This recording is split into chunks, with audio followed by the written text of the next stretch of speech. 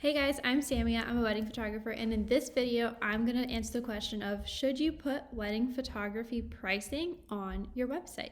So, if you're struggling with pricing itself and how to display your prices to potential wedding clients, you can get my free wedding pricing guide for wedding photographers in the link down in the description below.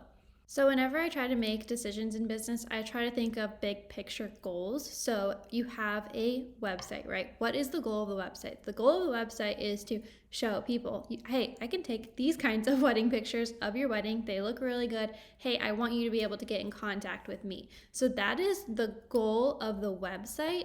And if you consider that it's that, and it's a kind of base point for you to connect with new clients, it's not the place to educate them on pricing. It's not really the place where you're actually making the sale, because it's really just getting the goal of the website is to get people from out in the world into contact with you. So if we consider that as the main goal, it really helps it really helps think about how to structure whether or not you're gonna have pricing on your website.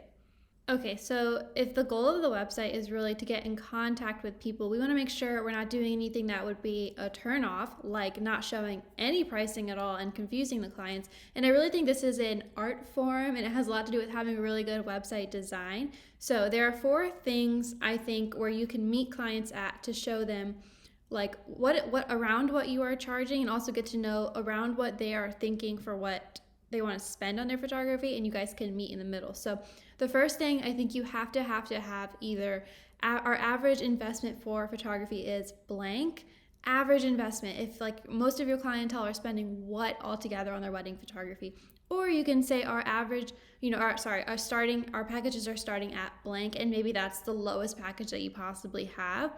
So how do I choose between those? Which one, right? So if you say our average pricing is blank, most of your clientele are going to be looking to spend that price, not $1,000 over that price. If you say our average wedding collection is, $5,000, that means that should be a full wedding experience. So that's what most people are going to look to spend. Now, if you're at a place in your business where you want to not take on so many calls, not entertain inquiries that aren't at this price, I would say our wedding photography starts at a price that, like, if they're not spending that, you don't want to do business with them. So starting at is really going to eliminate a lot more people than average. So just think about what you want coming into your business. I personally like the average because I think there are elopements still in my business, and a lot of people doing a lot of weird things that aren't cookie cutter. But that's the 2 things to consider with that.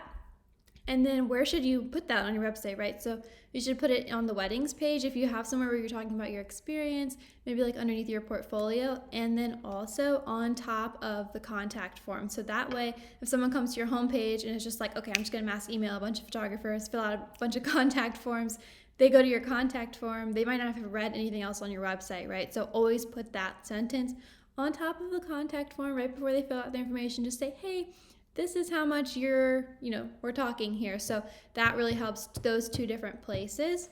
Okay, and then the 3rd and 4th thing I want you to do, this is 2 questions that I ask in the contact form, and this is really for us. So if we think about the website as a machine to get us connected to the outside world, we also want to know a little bit about these people to make our next move, right? So the contact form should have these 2 questions. One of them should be, how interested are you in booking, our business for your wedding photography?